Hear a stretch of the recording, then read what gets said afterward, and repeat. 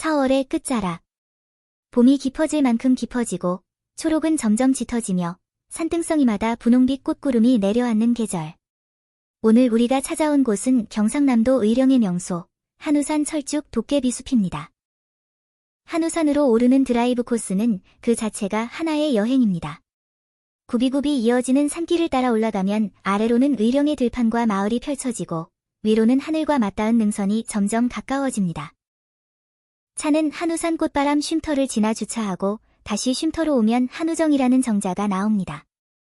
여기부터는 양쪽이 부드러운 분홍빛으로 물들어 있고 가까이 다가가면 철쭉꽃 한 송이 한 송이가 찬란한 봄의 얼굴로 우리를 맞이합니다. 한우산의 철쭉은 대체로 4월 말부터 5월 초 사이에 아름다운 풍경을 보여줍니다. 특히 4월 말에 찾으면 막 피어난 꽃과 절정을 향해 가는 꽃, 그리고 바람에 살짝 흔들리는 꽃잎들이 어우러져 봄 산행의 가장 화사한 장면을 만날 수 있습니다. 철쭉은 진달래보다 조금 더 늦게 피고 꽃잎도 풍성하고 색감도 진한 편입니다. 산 위에서 만나는 철쭉은 평지의 꽃과는 또 다른 느낌을 줍니다. 바람이 강한 산등성이에서 피어나기 때문인지 더 단단하면서도 더 애틋해 보입니다. 햇살이 비추면 분홍빛으로 반짝이고 구름이 지나가면 차분한 자주빛으로 가라앉습니다. 입구에 다가서면 가장 먼저 눈에 들어오는 것은 익살스럽고도 묘한 표정을 한 도깨비 조형물들입니다. 무섭다기보다는 장난기 많고 낯설다기보다는 어딘가 친근합니다. 이제 본격적으로 한우산 철쭉 도깨비 숲, 또 다른 이름으로는 철쭉 설화원이라 불리는 길로 들어서 봅니다. 탐방객이 걷기 편하게 야자수 매트가 깔려 있고 데크를 설치해서 비가 온 뒤에도 비교적 편안하게 걸을 수 있답니다. 한우산은 836m로 바로 옆 자골산과 함께 주변 일대에서는 가장 높은 산으로 바람이 많아 대규모 풍력발전단지가 조성되어 있습니다. 도깨비 숲길은 북쪽 아래로 향하고 있기에 아직 꽃망을 터뜨리지 못한 철쭉이 많네요. 이곳의 도깨비들은 그저 꾸며놓은 장식물이 아닙니다. 한우산에 전해 내려오는 사랑과 질투, 슬픔과 변신의 이야기를 하나하나 장면으로 보여주는 설화 속 등장인물들입니다. 나무 데크를 따라 걷다 보면 도깨비들이 숲 사이사이에 숨어 있고 철쭉꽃은 그 사이를 조용히 감싸고 있습니다. 이곳은 숲을 지키는 수호령인 홍이송 정령들이 줄다리기를 하고 있답니다. 그럼 이제 이 숲에 숨겨진 이야기를 따라가 보겠습니다. 아주 먼 옛날 한우산에는 아름다운 두 사람이 살고 있었습니다. 한 사람은 한우도령, 또 한 사람은 응복낭자였습니다. 한우도령은 맑고 고든 마음을 가진 도령이었고 응복낭자는 산꽃처럼 아름답고 봄바람처럼 고운 마음을 가진 낭자였습니다. 두 사람은 서로를 깊이 사랑했습니다. 그 사랑은 사람들만 아는 사랑이 아니었습니다. 한우산의 정령들도 알고 있었고 꽃과 나무도 알고 있었고 산새와 바람도 알고 있었습니다. 봄이 오면 꽃들이 두 사람을 축복하듯 피어났고 여름이 오면 숲은 그늘을 내어주었으며 가을이 오면 산은 붉은 빛으로 두 사람의 앞날을 밝혀주었습니다. 한우산은 그렇게 두 사람의 사랑을 품은 산이었습니다. 하지만 아름다운 이야기에는 언제나 작은 그림자가 따라오는 법입니다. 한우산 깊고 깊은 곳, 황금동굴 속에는 도깨비들의 대장, 쇠모기가 살고 있었습니다. 쇠모기는 힘이 세고 자존심도 강하고 부하 도깨비들을 거느린 대장 도깨비였습니다. 그런 쇠모기에게도 마음속 깊이 감춰둔 사랑이 있었습니다. 바로 응복낭자를 향한 마음이었습니다. 쇠모기는 응복낭자를 몰래 바라보며 언젠가는 자신의 마음을 전하고 싶어 했습니다. 그러나 응복낭자의 마음은 이미 한우도령에게 향해 있었습니다. 두 사람이 함께 웃고 함께 걷고 서로를 바라보는 모습을 본 쇠모기는 가슴속에서 뜨거운 질투가 피어오르는 것을 느꼈습니다. 그래도 처음부터 화를 낸 것은 아니었습니다. 쇠모기는 자신만의 방식으로 응복낭자에게 마음을 전하고자 했습니다. 쇠모기가 선택한 선물은 응복낭자가 가장 좋아하는 음식, 바로 망개떡이었습니다. 망개떡은 의령을 대표하는 전통 먹거리입니다. 찹쌀떡 안에 달콤한 팥소를 넣고 망개잎으로 감싸 향을 더한 떡입니다. 망개잎이 떡을 감싸면서 은은한 향을 남기고 손에 들었을 때도 정갈하고 고운 느낌을 줍니다. 의령을 여행할 때 많은 사람들이 찾는 별미이기도 합니다.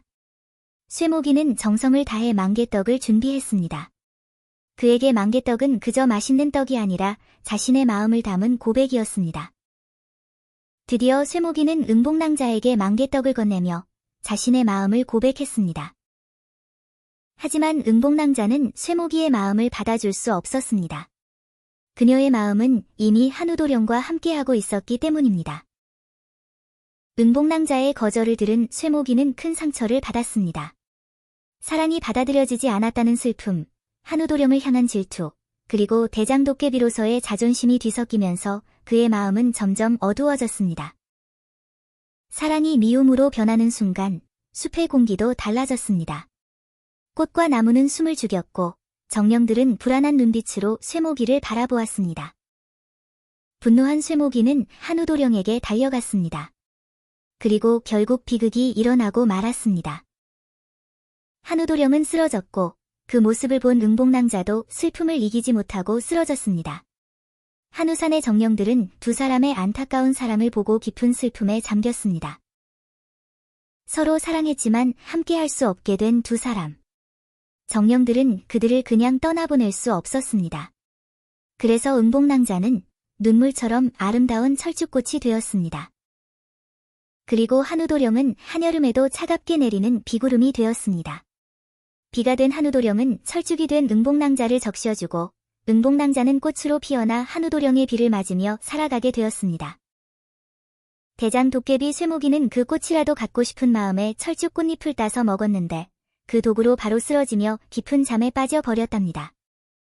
잠들어버린 쇠모기는 과거의 기억을 모두 지우고 깨어나 사람들에게 황금 만개떡을 나누어 주며 자신의 못 이룬 사랑을 대신해서 사람들의 소원을 들어주는 착한 도깨비가 되었답니다.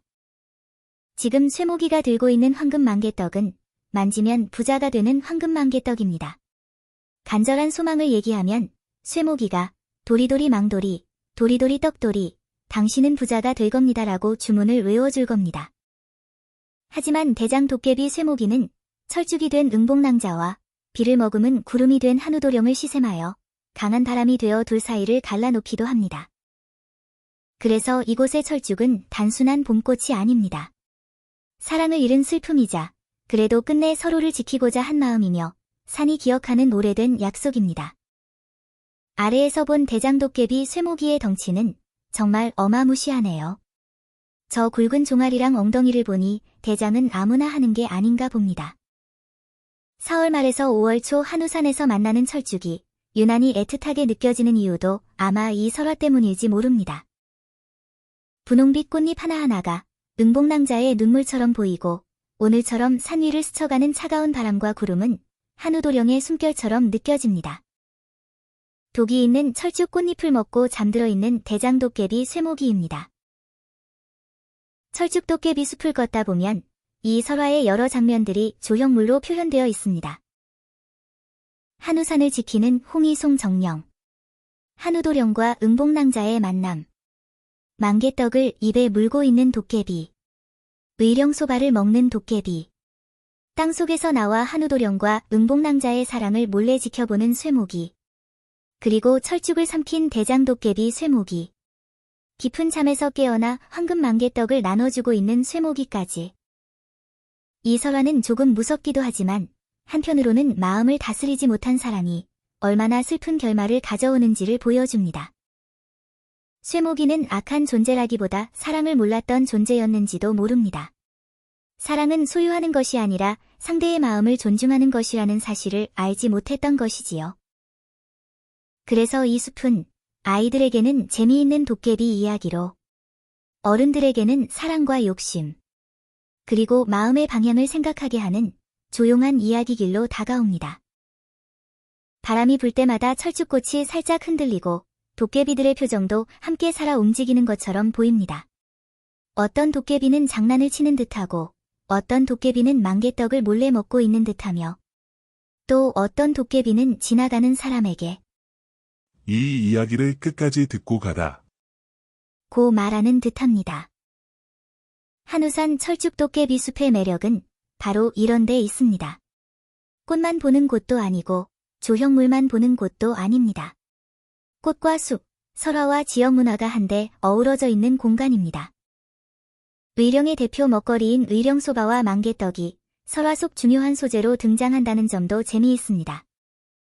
특히 부자 만개떡은 의령이 부자의 기운을 받을 수 있다는 걸 알려줍니다. 조선 말기의 한 도사가 의령읍 정암리 남강에 있는 솥바위의 수면 아래 세 개의 발이 가리키는 주변 20리, 즉 약 8km 이내에 큰 부자가 나올 것이라는 예언을 했다는 전설이 전해져 왔습니다. 그런데 솥바위를 중심으로 북쪽 의령군 전곡면의 삼성 창업주 이병철 회장, 남쪽 진주 지수면의 LG그룹 창업주 구인회 회장, 동남쪽 함안 군북면의 효성 창업주 조홍재 회장 등 3명의 한국 재벌 총수가 실제로 태어났으니 정말 효과가 있을 것 같네요. 다시 철쭉을 바라보니 붉고 분홍빛으로 피어난 꽃들 사이로 은복낭자의 이야기가 흐르고 산 위를 지나는 구름 사이로 한우도령의 마음이 지나갑니다. 여행은 때때로 눈으로 보는 풍경보다 그 풍경 안에 담긴 스토리를 만날 때 더 오래 남습니다. 오늘의 한우산도 그렇습니다. 철쭉은 봄이 지나면 지겠지만 은복낭자의 꽃빛은 기억에 남고 구름은 흘러가겠지만 한우도령의 차가운 비 이야기는 마음에 남습니다. 그리고 만개떡을 들고 서툰 고백을 하던 대장도깨비 쇠모기의 모습도 어쩐지 미워할 수 없는 여운으로 남습니다. 내년 봄에도 이 철쭉은 다시 피어나겠지요. 그때도 한우도령은 비가 되어 찾아오고 은복낭자는 꽃이 되어 기다리고 도깨비 쇠모기는 숲 어딘가에서 만개떡을 품은 채 또 다른 이야기를 들려주고 있을 것입니다. 잠시 걸음을 멈추고 한우산의 바람을 느껴봅니다. 오늘 함께한 의령 한우산 철쭉 도깨비숲 여행은 여기서 마무리하겠습니다. 봄의 끝자락, 꽃과 전설이 함께 피어나는 이곳에서 잠시나마 동화 같은 시간을 보내셨기를 바랍니다. 감사합니다.